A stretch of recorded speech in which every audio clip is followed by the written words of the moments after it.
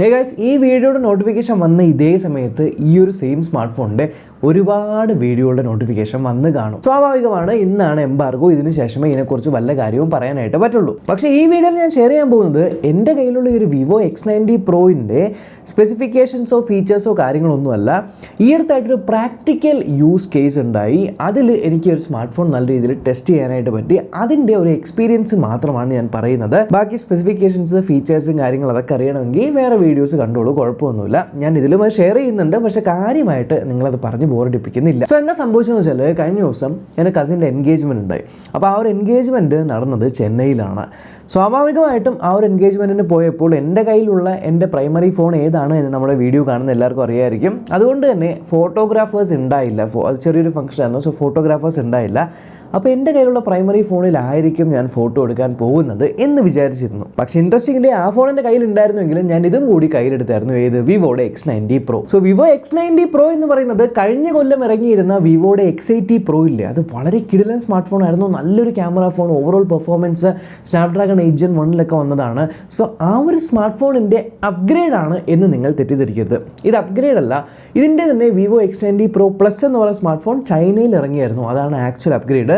ഇത് ശരിക്കും പറഞ്ഞ ഒരു ചെറിയ അപ്ഡേറ്റ് എന്ന് വേണമെങ്കിൽ പറയാം. പല സ്ഥലങ്ങളിലും കാര്യങ്ങളൊക്കെ വെട്ടിച്ചുരുക്കി കുറച്ചിട്ടുണ്ടെങ്കിലും ഈ സ്മാർട്ട് ഫോണിൽ എനിക്ക് ഏറ്റവും ഇഷ്ടപ്പെട്ടതാണ് ഈ ഒരു യമണ്ടൻ സൈസിലിരിക്കുന്ന ക്യാമറാസ്. സോ ടോട്ടൽ 3 ക്യാമറയാണ് ഈ ഒരു സ്മാർട്ട് ഫോണിലുള്ളത്. ഈ ഒരു പ്രൈമറി ക്യാമറ എന്ന് പറഞ്ഞാൽ 50 മെഗാ പിക്സലിൻ്റെ സോണിയുടെ 1 ഇഞ്ച് സെൻസറാണ്. ആൻഡ് സീസിൻ്റെ ആ ഒരു ഒപ്റ്റിക്സ് ആണ്. ഇതിനകത്ത് സീസ് ആയിട്ടുള്ള കൊളാബറേഷനാണ് വന്നിരിക്കുന്നത്. സീസ് എന്ന് പറയുന്നത് ലെൻസും കാര്യങ്ങളൊക്കെ മാനുഫാക്ചർ ചെയ്യുന്നതും അതുമായിട്ട് റിസർച്ചൊക്കെ നടത്തുന്ന ഒരു കമ്പനിയാണ്. അവരായിട്ടുള്ള കൊളാബിൽ ഇറക്കിയിരിക്കുന്ന ഒരു സ്മാർട്ട് ഫോണാണ്. സോ പ്രൈമറി 50 മെഗാ പിക്സൽ ക്യാമറയുടെ ഒപ്റ്റിക്കൽ ഇമേജ് സ്റ്റെബിലൈസേഷൻ ഉണ്ട്. പിന്നെ സെക്കൻഡറി ആയിട്ടുള്ള 12 മെഗാ പിക്സലിലെ അൾട്രാ വൈഡ് ക്യാമറയുണ്ട്. സോണിയുടെ IMX663 സെൻസറാണ്. പിന്നെ 50 മെഗാ പിക്സലിലെ വളരെ വലിയ പോർട്രേറ്റ് ക്യാമറയുണ്ട്. ആക്ച്വലി വലിയൊരു സെൻസറാണ്. സോണി IMX758 എന്ന് പറയും. സെൻസർ ചക്കയാണ് മാങ്ങയാണ് തേങ്ങയാണെന്ന് പറഞ്ഞാൽ നിങ്ങൾക്ക് മനസ്സിലാവില്ല. പ്രാക്ടിക്കൽ ആയിട്ടുള്ള എക്സാമ്പിൾസ് കാണിച്ചു തരാം. ഞാൻ എടുത്ത പല ഫോട്ടോസ് നിങ്ങളിവിടെ കാണുന്നുണ്ട്. ഒരു രക്ഷയില്ലാത്ത ക്യാമറയാണ്. ഒരു രക്ഷ. പോർട്രേറ്റ്സ് എന്ന് പറഞ്ഞാൽ കണ്ണ് തള്ളിപ്പോവും. DSLR എടുത്ത പോർട്രേറ്റ്സ് ആണ്. എഡ്ജ് ഡിറ്റക്ഷൻ ആയിക്കോട്ടെ, ആ ഒരു ബാക്ക്ഗ്രൗണ്ട് ബ്ലർ ആയിക്കോട്ടെ, ആ ഒരു ഫേസിൻ്റെ ആ ഒരു ട്യൂണിംഗ് ഒക്കെ ആയിക്കോട്ടെ, കണ്ണ് തള്ളിപ്പോവും. സത്യം പറയാലോ, ഈ ഫംഗ്ഷൻ ഞാൻ പോയപ്പോൾ പലപ്പോഴും ഈ ഒരു സ്മാർട്ട് ഫോൺ വെച്ച് ഫോട്ടോ എടുക്കുന്ന സമയത്ത് ആൾക്കാർ പുറകിൽ നിന്ന് കണ്ടപ്പോൾ ഇത് ഏതോ പുതിയ ഡിജിറ്റൽ ക്യാമറയാണ് എന്ന് വരെ വിചാരിച്ചു. കാരണം ഇങ്ങനെ കാണുമ്പോൾ വളരെ വലിയ ക്യാമറ മോഡലുള്ള ഒരു ക്യാമറയുടെ ലുക്ക് ഉണ്ട്. എന്നാൽ ഫോട്ടോസ് കാണുമ്പോൾ DSLR എടുത്ത ഫോട്ടോസിൻ്റെ സെയിം ക്വാളിറ്റി പോലെ തോന്നിക്കുന്നുണ്ട്. ഏറ്റവും ഇഷ്ടപ്പെട്ടൊരു കാര്യം എന്താ അറിയോ, ഈ ഒരു സെയ്സിൻ്റെ കൊളാബറേഷൻ ഉള്ളതുകൊണ്ട് തന്നെ സെയ്സ് പലതരത്തിലുള്ള ലെൻസുകൾ മാനുഫാക്ചർ ചെയ്യും. അവരുടെ 5 ഐക്കോണിക് ലെൻസുകളുണ്ട്. സോണാർ, പിന്നെ പ്ലാനാർ, ബയോട്ടാർ, സിനിമാറ്റിക്, ഡിസ്റ്റാഗോൺ, ഇങ്ങനെ പറഞ്ഞ പല അധികം ലെൻസസ് ഉണ്ട്. ഈ ലെൻസുകളിൽ ആക്ച്വൽ സീസ് ക്യാമറ വെച്ചെടുത്താൽ എങ്ങനെയാണോ വരുന്നത് ആ ഒരു സെയിം എഫക്റ്റിനെ സിമുലേറ്റ് ചെയ്യാൻ പറ്റുന്നുണ്ട് എന്ന് ആ ഒരു ബാക്ക്ഗ്രൗണ്ട് ബ്ലറും കാര്യങ്ങളൊക്കെ കണ്ടു കഴിഞ്ഞിട്ടുണ്ടല്ലോ, ഇങ്ങനെ നോക്കിപ്പോവും. വീണ്ടും വീണ്ടും ഫോട്ടോസ് എടുക്കാനായിട്ട് തോന്നും. ഇനി T-സ്റ്റാർ കോട്ടിംഗ് എന്ന് പറഞ്ഞൊരു കാര്യം ഇതിനകത്തുണ്ട്. ഇതിൽ എഴുതിയിരിക്കുന്നത് കാണാം. ഈ T-സ്റ്റാർ കോട്ടിംഗ് എന്താണെന്ന് വെച്ചാൽ, ചെറിയ സിമ്പിൾ ലാംഗ്വേജിൽ പറഞ്ഞാൽ റിഫ്ലക്ഷൻസ് റെഡ്യൂസ് ചെയ്യുക എന്നുള്ളതാണ്. അതായത് ഈ ഒരു സാധനത്തിനകത്ത് ശരിക്കും പറഞ്ഞാൽ കുറേ ലെൻസുകളുണ്ട്. ഇപ്പോൾ ഇതിനകത്ത് 7 ലെൻസ് ഉണ്ട്. ഈ 7 ലെൻസിനകത്ത് ലൈറ്റ് അടിക്കുമ്പോൾ ഉള്ളിൽ റിഫ്ലക്ഷൻ ഉണ്ടാകും. അത് കാരണം ഈ ഒരു ഫോട്ടോയിൽ ആ ഒരു റിഫ്ലക്ഷൻ കാണും. ആ റിഫ്ലക്ഷൻ കാണാതിരിക്കാനൊക്കെയാണ് ഈ ഒരു T-സ്റ്റാർ കോട്ടിംഗ് ചെയ്യുന്നത്. വിശദമായിട്ട് ഇതിനെക്കുറിച്ച് പഠിക്കണമെങ്കിൽ കഴിഞ്ഞ കൊല്ലം നമ്മുടെ വിവോയുടെ ടെക് ഡേക്ക് നമ്മൾ പോയായിരുന്നു. അവിടെ വെച്ച് ഈ ഒരു വീഡിയോ പറയുന്ന ഓരോ ടെക്നോളജിയും എന്താണ്, അതെങ്ങനെയാണ് വർക്ക് ചെയ്യുന്നത് വിശദമായിട്ട് നമ്മൾ അന്ന് അവരുടെ വിവോ എക്സ്പേർട്സിൻ്റെ അടുത്ത് തന്നെ ചോദിച്ചുള്ളൊരു വലിയ വീഡിയോ ഉണ്ടാക്കിയായിരുന്നു. അത് കണ്ടിട്ടില്ലെങ്കിൽ ഈ വീഡിയോയ്ക്ക് ശേഷം കാണാൻ ഞാൻ ഡിസ്ക്രിപ്ഷനിൽ ഇട്ടേക്കാം, അല്ലെങ്കിൽ ഇവിടെ കാർഡിലും കൊടുത്തേക്കാം. അതുപോലെ ഈ സ്മാർട്ട് ഫോണിൻ്റെ അകത്ത് ഒരു വിവോയുടെ V2 ചിപ്സെറ്റ് ഇറക്കി. അതായത് V1+ എന്നൊക്കെ പറഞ്ഞ ചിപ്സെറ്റ് ഉണ്ട്. അതിനകത്ത് V2 ചിപ്സെറ്റാണ് കുറച്ചുകൂടെ ബെറ്റർ ആയിട്ട്. എന്തിന്?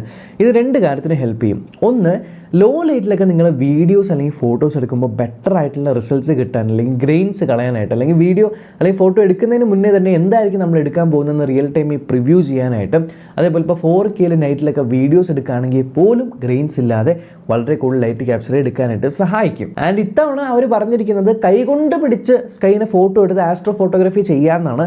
ഞാൻ ശ്രമിച്ചു നോക്കി, അതെൻ്റെ തെറ്റാണ്. ഇവിടെ പൊല്യൂഷനുള്ള സ്ഥലത്ത് എടുത്തു കഴിഞ്ഞാൽ കിട്ടില്ല. അൺപൊല്യൂട്ടഡ് ആയിട്ടുള്ള ഏരിയയിലാണെങ്കിൽ നിങ്ങൾക്ക് സ്റ്റാർസ് ഒക്കെ കാണാനായിട്ട് പറ്റും. അതുപോലെ തന്നെ സെയ്സിൻ്റെ ട്രൂ കളർ എന്ന് പറഞ്ഞൊരു മോഡുണ്ട്. അതായത് നോർമലി നമ്മൾ എടുക്കുമ്പോൾ ഫോട്ടോസൊക്കെ പ്രോസസ് ചെയ്ത് കുറച്ച് പഞ്ചി ആയിട്ട് വരും.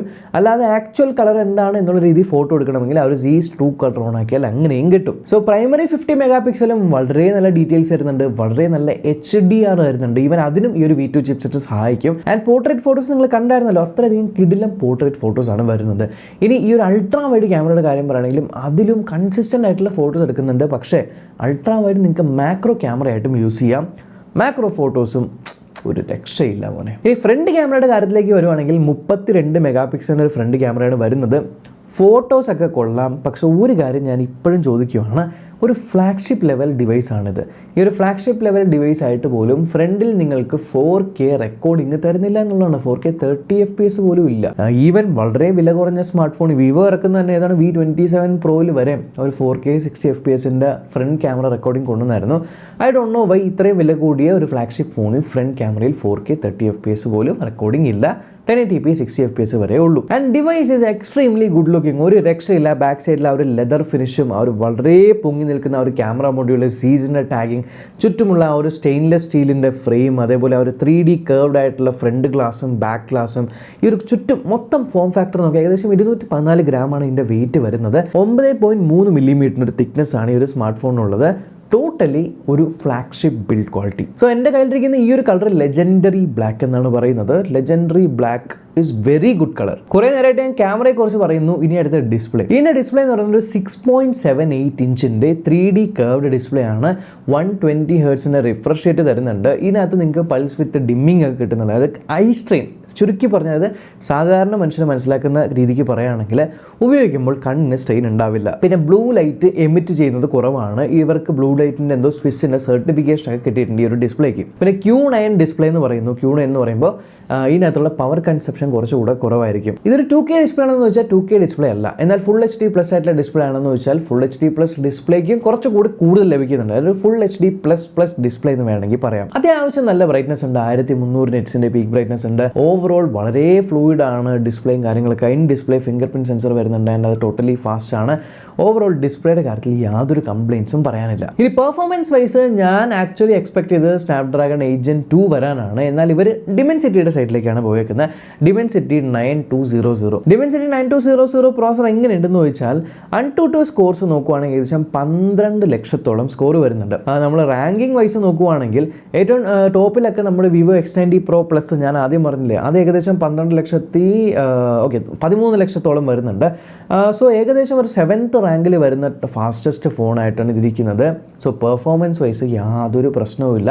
എന്താ പറയുക, ഞാൻ ഈ ഒരു കാര്യം ഞാൻ ശ്രദ്ധിച്ചെന്താ വെച്ചാൽ ഇതിനകത്ത് ഈ ഒരു AnTuTu സ്കോറിന് ടെസ്റ്റ് ചെയ്തപ്പോൾ പോലും ഫോണിന് ഹീറ്റിംഗ് ഉണ്ടായില്ല എന്നുള്ളതാണ്. May be because of this leather coating, അതേപോലെ വലിയൊരു വേപ്പർ ചേമ്പർ കൂളിംഗ് ഒക്കെ കൊടുത്തുകൊണ്ടായിരിക്കും ഹീറ്റിംഗ് കുറവാണ്. ആൻഡ് പെർഫോമൻസ് നല്ലതാണ്. അതുപോലെ തന്നെ ഞാൻ ആദ്യം പറഞ്ഞ ഒരു V2 ചിപ്പ് കാരണം ഇതിനകത്ത് ഗെയിം ഫ്രെയിം ഇൻറ്റർപൊളേഷൻ ഉണ്ട്. സോ 90 FPS കളിക്കുന്ന ഗെയിമുകളൊക്കെ നിങ്ങൾക്ക് 120 frames per second കളിക്കാനായിട്ട് പറ്റും. ഫ്രെയിംസ് ഇൻസേർട്ട് ചെയ്യുന്ന പരിപാടി ഇതിനെക്കുറിച്ചും വിശദമായിട്ട് ഞാൻ വിവോ ടെക് ഡേയുടെ വീഡിയോയിൽ കാണിച്ചായിരുന്നു. ഈ ഫോൺ വരുന്ന ഒരേ ഒരു വേരിയന്റ് 12GB റാമും 256GB ഇന്റർണൽ സ്റ്റോറേജും ആണ്. റാം നോക്കുവാണെങ്കിൽ LPDDR5X റാം, സ്റ്റോറേജ് ഏറ്റവും ഫാസ്റ്റ് ആയിട്ടുള്ള UFS 4.0 സ്റ്റോറേജ് വരുന്നത് ബൈ ഡീഫോൾട്ട് Android 13 ആണ്. FunTouch OS 13 ഇതിൽ തന്നെ ഏകദേശം 3 വർഷത്തിന്റെ ആൻഡ്രോയിഡ് അപ്ഡേറ്റും 3 വർഷത്തിന്റെ സെക്യൂരിറ്റി അപ്ഡേറ്റും തരുന്നുണ്ട്. ചാർജിംഗ് വൈസ് നോക്കുവാണെങ്കിൽ 120 വാട്ടിന്റെ ഫാസ്റ്റ് ചാർജിംഗ് ലഭിക്കുന്നുണ്ട്. ചാർജറും ബോക്സിനകത്തുണ്ട്. 4870 മില്ലി ആംപിന് ഒരു ബാറ്ററി കപ്പാസിറ്റിയാണ് കൊടുത്തിരിക്കുന്നത്. ആൻഡ് ചാർജിംഗ് വൈസ് വേറൊരു കാര്യം, ഇതിനകത്ത് നിങ്ങൾക്ക് 50 വാട്ടിന്റെ വയർലെസ് ചാർജിങ്ങിന്റെ സപ്പോർട്ടും കൂടെ ലഭിക്കുന്നുണ്ട്. പിന്നെ ഇതൊരു ഡ്യുവൽ സിം ഫോണാണ്. ഡ്യുവൽ സിം ഫോൺ ആണെങ്കിലും നിങ്ങൾക്ക് ഇതിനകത്ത് eSIM-ന്റെ സപ്പോർട്ടും കൂടെ ലഭിക്കുന്നുണ്ട്. പ്ലസ് ഇന്റർനാഷണൽ വാറന്റിയും ഇപ്രാവശ്യം തരുന്നുണ്ട്. ബിൽഡ് ക്വാളിറ്റി ബെറ്റർ ആയതുകൊണ്ട് തന്നെ ഇതിന്റെ IP സർട്ടിഫിക്കേഷൻ കൂടിയിട്ടുണ്ട്. IP68 dust and water resistant ആണ്. അതുപോലെ തന്നെ ഇതിനകത്ത് ഡ്യുവൽ സ്പീക്കേഴ്സും ഉണ്ട്. പിന്നെ വൈബ്രേഷൻ ഹാപ്റ്റിക്സും ഭയങ്കര ഇംപ്രൂവ് ആയിട്ടുണ്ട്. X ആക്സിസ് ലീനിയർ മോട്ടറും ഉണ്ട്. വെൽ ഈ ഒരു X90 പ്രോയുടെ കൂടെ തന്നെ ലോഞ്ച് ചെയ്ത വേറൊരു ഫോണാണ് നമ്മുടെ ബേസ് വേരിയന്റ് ആയിട്ടുള്ള X90 പ്രോയും തമ്മിൽ കണ്ടു കഴിഞ്ഞാൽ ബാക്ക് സൈഡ് ഒരേപോലെ ഇരിക്കുമെന്ന് തോന്നുമെങ്കിലും X90 പ്രോയിന്റെ ആ ഒരു ക്യാമറ മൊഡ്യൂളിന്റെ ഈ ഒരു പ്രൊട്രൂഡിങ് പ്രൊട്രൂഡിങ് അല്ലെങ്കിൽ പുറത്തേക്ക് തള്ളിയിരിക്കുന്ന ഭയങ്കര വലുതാണ്. ഇത് ഭയങ്കര സ്ലിം ആണ്, അത്ര പുറത്തേക്കില്ല. ആൻഡ് ഇതിൻ്റെ എൻ്റെ കയ്യിലുള്ള കളർ എന്ന് പറയുന്നത് ബ്രീസ് ബ്ലൂ ആണ്. ഈ back side actually AG glass ആണ്, ഒരു മാറ്റ് ഫിനിഷ് ആയിട്ടുള്ള ഗ്ലാസ് ആണ്. ഇതേപോലെ ലെതർ ഫിനിഷിലല്ല വരുന്നത്. ആൻഡ് ബേസ് വേരിയന്റിൽ എന്താണ് ആക്ച്വലി ഡിഫറൻസ് എന്ന് ചോദിച്ചാൽ ഇത് 2 വേരിയന്റ് വരുന്നുണ്ട്. 8GB RAM 256GB സ്റ്റോറേജും 12GB RAM 256GB സ്റ്റോറേജും. സെയിം സ്പെസിഫിക്കേഷൻ തന്നെയാണ്. സ്റ്റോറേജിന്റെ ടൈപ്പും കാര്യങ്ങളൊന്നും വ്യത്യാസമില്ല. ഡിസ്പ്ലേയും സെയിം തന്നെയാണ്. 6.78 ഇഞ്ചിന്റെ ഒരു 3D കർവ്ഡ് ഡിസ്പ്ലേ ആണ്. എന്നാൽ ഡിസൈനിൽ മാത്രം ഞാൻ പറഞ്ഞ പോലെ ആ ഒരു ചെറിയ ചേഞ്ച് വന്നിട്ടുണ്ട്. ക്യാമറ മൊഡ്യൂളിന്റെ പ്രൊട്രൂഡിങ്ങും പിന്നെ പുറകിൽ ശ്രദ്ധിച്ചു കഴിഞ്ഞാൽ ഇതിന്റെ ക്യാമറാസ് 3 എണ്ണമേ ഉള്ളൂ എങ്കിൽ 4ാമത് ഇതിനകത്ത് ഒരു ചെറിയ സെൻസർ ഉണ്ട്. അത് ക്യാമറയുടെ അടിയിൽ നോക്കുമ്പോൾ കാണാം ഒരു IR സെൻസർ പോലെയാണ്.